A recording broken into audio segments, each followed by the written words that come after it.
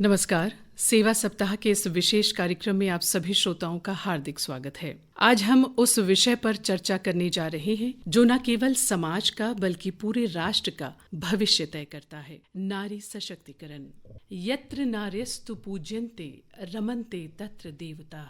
जहाँ नारी की पूजा की जाती है वहाँ देवता निवास करते हैं। कहा जाता है कि जब एक महिला शिक्षित और सशक्त होती है तो पूरा परिवार और समाज प्रगति करता है। अंडमान निकोबार द्वीप समूह की महिलाएं भी आज शिक्षा, स्वास्थ्य, उद्यमिता, पर्यटन और सामाजिक नेतृत्व में अपनी अहम भूमिका निभा रही है। मोदी सरकार ने बेटी बचाओ बेटी पढ़ाओ, उज्ज्वला योजना, मुद्रा योजना, जनधन योजना और डिजिटल इंडिया जैसी अनेक योजनाओं के माध्यम से महिला शक्ति को नई दिशा और नई पहचान दी है। आज की इस चर्चा में हम यह जानने का प्रयास करेंगे कि नारी सशक्तिकरण का वास्तविक अर्थ क्या है, अंडमान निकोबार द्वीप समूह की महिलाएं इसमें कैसे योगदान दे रही हैं और भविष्य की राह किस तरह और मजबूत हो सकती है। आज इसी विषय पर चर्चा करने के लिए हमारे साथ स्टूडियो में उपस्थित है अंडमान निकोबार द्वीप समूह की पूर्व नगरपालिका अध्यक्षा, पार्षद एवं वर्तमान में भारतीय जनता पार्टी की प्रदेश उपाध्यक्षा श्रीमती शीला सिंह। शीला सिंह जी, आपका आज के इस विशेष कार्यक्रम में बहुत बहुत स्वागत है। धन्यवाद। चलिए कार्यक्रम की शुरुआत करते हैं। सबसे पहले हम जानना चाहेंगे कि वर्तमान समय में समाज निर्माण में महिलाओं की भूमिका भारतीय संस्कृति और परंपरा की दृष्टि से कितनी महत्वपूर्ण है। जी नमस्कार। जो पूरे देश भर में सेवा सप्ताह और सेवा पखवाड़ा का कार्यक्रम चल रहा है, हमारे प्रधानमंत्री माननीय नरेंद्र मोदी जी के जन्म दिवस के उपलक्ष्य में, तो कई सारे कार्यक्रम आयोजित किए जा रहे हैं। और आज आकाशवाणी की तरफ से जो ये कार्यक्रम आयोजित किया गया है, महिलाओं की सेवा से लेकर नेतृत्व तक में उनकी क्या भूमिका है, इस विषय पर तो मैं आपका धन्यवाद करना चाहूँगी कि मुझे आप लोगों ने ये मौका दिया। इस विषय पर मेरा ये मानना है कि भारत के इतिहास में महिलाओं का एक बहुत स्वर्णिम भूमिका रही है, स्वर्णिम इतिहास रहा है उनका। वैदिक काल से भी हम देखें तो कई सारे इतिहास में हमें ऐसे पढ़ा है और हमने जाना है कि जहाँ पर राजा महाराजाओं के काल में कहें तब से लेकर देश की आज़ादी तक जो महिलाओं की भूमिका रही है। और मैं ये मानती हूँ कि अलग अलग समयों में विशेषकर हमारे देश में जो स्थिति रही, लेकिन मैं ये कहती हूँ कि हमारे समाज में, हमारे देश में भारतीयों की महिलाओं की जो स्थिति है वो काफी मजबूत रही है। आपने देखा होगा कि भारत को संस्कृति और परंपराओं के लिए जाना जाता है और महिलाओं की स्थिति, एक पहचान उनकी है कि पीढ़ी दर पीढ़ी जो परंपराओं को आगे बढ़ाने का काम महिलाओं को दिखाया गया है। अब तक ये समाज में हमारी स्थिति रही है, लेकिन कहीं ना कहीं परंपराओं से बांध देना भी इसी समाज की हमारी सच्चाई है कि उस परंपरा से बांध दिया जाता है महिलाओं को, जिसकी वजह से जो उनकी योग्यता है किसी विशेष क्षेत्र में वो बाहर निकल कर नहीं आ पाती। और सेवा की जब हम बात करते हैं तो नैसर्गिक रूप से महिलाओं के अंदर ईश्वर ने गुण दिया है, चाहे वो किसी क्षेत्र में काम करें, समाज में, परिवार में, स्वास्थ्य के क्षेत्र में, शिक्षा के क्षेत्र में, या कठोर परिश्रम वाले जो क्षेत्र हैं, पुलिस है, डिफेंस है, हर एक क्षेत्र में जब महिलाएं अपनी परफॉर्मेंस देती हैं तो आपने देखा होगा उसमें उनका जो भूमिका और कंट्रीब्यूशन उनका 100% निकल कर आता है। मेरा खुद का भी ये अनुभव रहा है। तो मैं ये मानती हूँ कि उनकी महिलाओं को उनकी योग्यता के आधार पर यदि हम उन्हें मौके दें और ऐसा परिवेश दें कि वो अपनी जो इच्छा शक्ति को मजबूती के साथ उस क्षेत्र में, जिस क्षेत्र में वो पारंगत हैं, उसमें अपना 100% देते हुए वो निश्चित तौर पर सेवा के माध्यम से ही नेतृत्व तक अपनी भूमिका निभाती हैं। ऐसा बहुत सारे उदाहरण भी हमारे सामने हैं। ये बात भी मैं कहना चाहूंगी कि जब हम ये कहते हैं कि विश्व की आधी आबादी जब महिला है, तो निश्चित सी बात है कि अगर हम उन्हें वो मौके नहीं देंगे तो जो विकास किसी क्षेत्र का, किसी देश का, किसी समाज का या विश्व का होना चाहिए वो भी 50% ही होगा। और उसके बाद में आप देख रहे हैं कि आज परिवर्तन बहुत दिख रहा है और हर क्षेत्र में महिलाओं को मौका भी मिल रहा है। जब हम भूमिका की बात करते हैं तो यह जानना भी जरूरी है कि इतिहास और वर्तमान में किन किन महिला नेताओं ने समाज में बदलाव की मिसाल कायम की है? जी, जैसा कि मैंने कहा कि हमारा इतिहास इतना स्वर्णिम रहा है कि उसमें कई सारे जो राजनीतिक या फिर सामाजिक क्षेत्रों में महिलाओं ने जो अपना योगदान दिया है। और जब नेतृत्व की बात आती है तो केवल इतना ही नहीं है कि केवल राजनीति में ही नेतृत्व की महिलाओं के लिए हम बात करते हैं, चाहे वो किसी भी क्षेत्र में हो, वहाँ वो जब काम करना शुरू घर से ही होती हाँ है। जी बिल्कुल, घर में जब शुरुआत होती है वो तब होती है जब परिवार साथ देता है। आज मैं बैठी हूँ, आप बैठी हैं, जो भी इस क्षेत्र में आप दिखाते हैं, दिखती हैं महिलाएं, तो वो निश्चित तौर पर उनका परिवार का सहयोग होता है, तभी हम यहाँ तक पहुँच पाते हैं।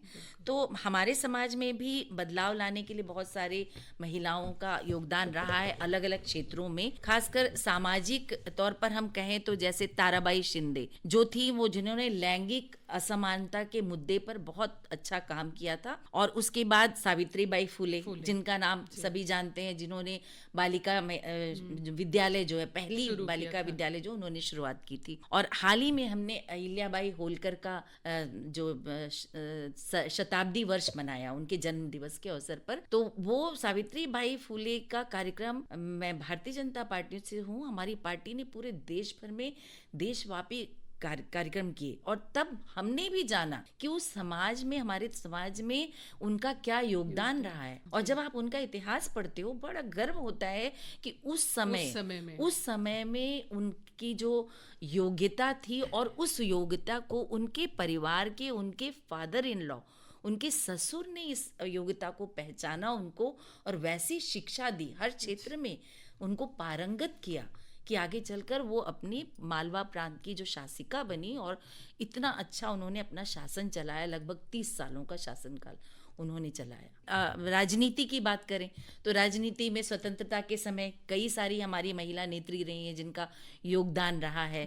उसमें आप मातंगिनी हाजरा रही, वेस्ट बंगाल में, पश्चिम बंगाल में इनका बहुत बड़ा योगदान था। भारत छोड़ो आंदोलन में इन्होंने लीड किया था महिलाओं। इसके साथ ही अरुणा आसफ अली, लक्ष्मी सहगल जिन्होंने आजाद हिंद फौज की कमान संभाली थी महिला विंग की। तो ऐसे एग्जाम्पल रहे जो स्वतंत्रता के समय, और स्वतंत्रता के बाद इंदिरा गांधी पूरे विश्व में उनकी जो इतनी बोल्ड नेत्री थी वो, कि उसके बारे में, उनके बारे में हर कोई जानता है। फिर हमारी सुषमा स्वराज जी, उनके जो स्पीचेस होते थे, हम तो उनको अपना आइडल मानते थे। हमने राजनीति में प्रवेश ही इन लोगों को सुनते हुए, इनसे सीखते हुए किया है। तो ये सारी चीजें थी। और तो ये कहीं ना कहीं ये दिखाता है। और सबसे बड़ी बात कि हाल ही में हुए ऑपरेशन सिंदूर में आपने देखी कि लीड किया हमारी 2 महिला सैनिक अधिकारियों ने, व्योमिका सिंह और कुरैशी। तो ये हमारे लिए बड़े गर्व की बात है। और ये दिखाता है कि अगर हम मौके दें तो महिलाएं जरूर हर क्षेत्र में अपनी परफॉर्मेंस के बल पे ये दिखाती, ये प्रूफ करती हैं कि हम भी आपके समान कर सकते हैं। और मैं ये मानती हूँ कि महिलाएं, कहते हैं ना, महिला कमजोर होती है। हमारे समाज में एक धारणा है, लेकिन कमजोर नहीं होती है महिला डेलिकेट होती है। आपको उस तरह से उसे ट्रीट करना चाहिए। इन उदाहरणों से प्रेरणा जरूर मिलती है, लेकिन व्यक्तिगत स्तर पर आपके अनुभव भी बहुत अहम है।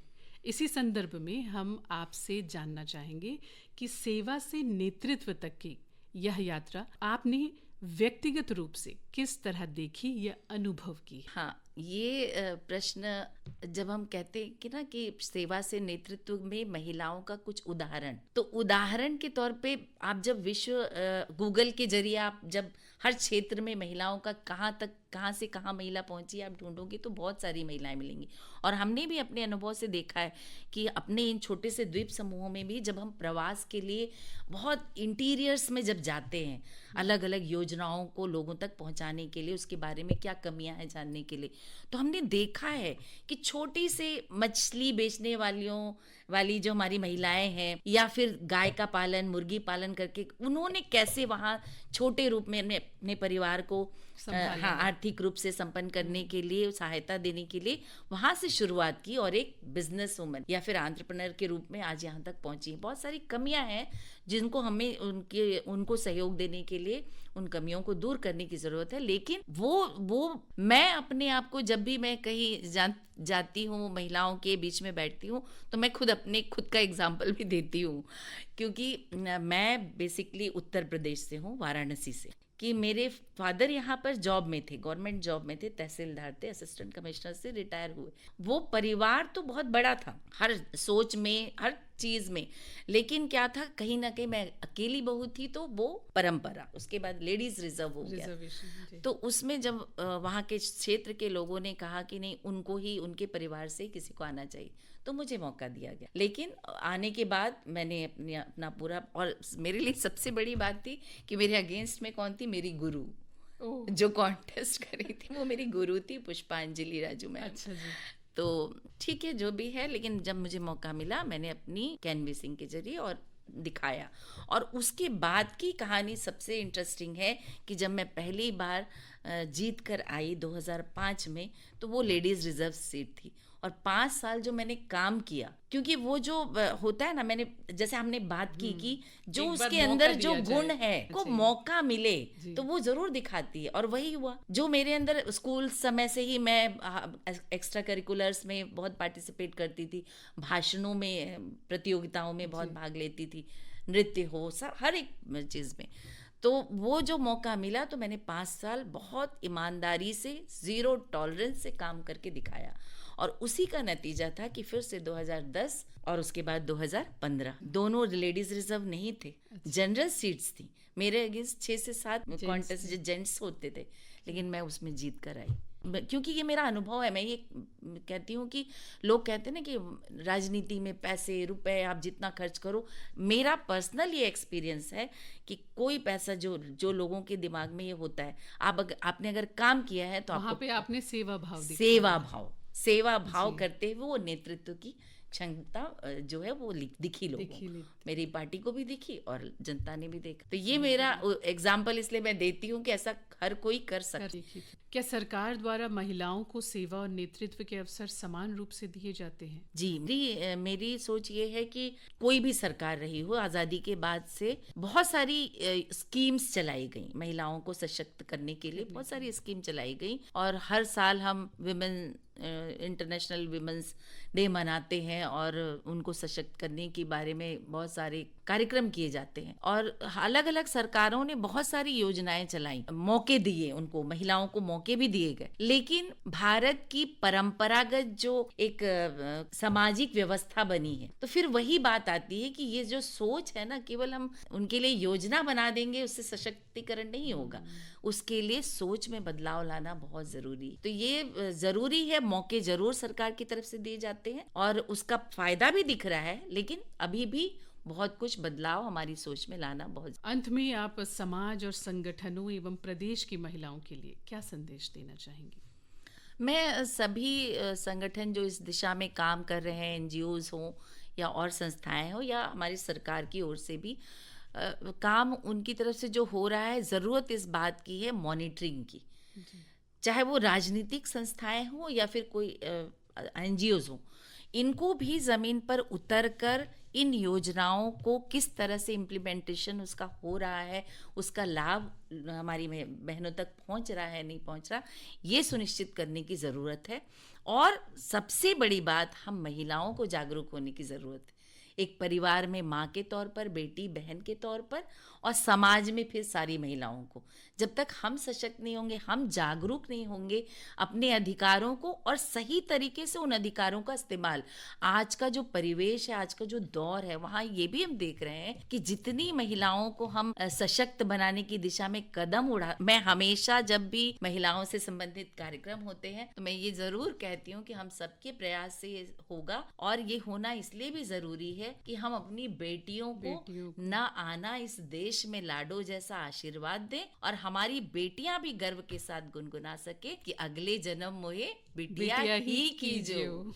ये मेरी सोच है, मैं हमेशा ये बात कहती हूँ। बहुत प्यारी बात कही आपने। इस चर्चा से यह स्पष्ट होता है कि नारी सशक्तिकरण केवल एक नारा नहीं बल्कि एक सतत प्रक्रिया है। शिक्षा, स्वास्थ्य, स्वरोजगार, सुरक्षा और डिजिटल कौशल के माध्यम से महिलाओं को आत्मनिर्भर बनाने की दिशा में ठोस कदम उठाए जा रहे हैं। सेवा सप्ताह के आज के इस कार्यक्रम में आने के लिए शीला सिंह जी, आपका बहुत बहुत धन्यवाद। जी, आपका भी बहुत बहुत धन्यवाद। अंडमान निकोबार द्वीप समूह में भी महिलाएं अपनी भूमिका को मजबूती से निभा रही हैं और सरकार की योजनाओं का लाभ लेकर समाज के विकास में योगदान दे रही है। भविष्य में यह जरूरी है कि इन प्रयासों को और व्यापक बनाया जाए ताकि हर महिला अपने सपनों को पूरा कर सके और राष्ट्र निर्माण में अग्रणी भूमिका निभाए। इसी उम्मीद और विश्वास के साथ हम इस चर्चा को विराम देते हैं। अब दीजिए तरन्नुम मोहम्मद को इजाजत। नमस्कार, जय हिंद।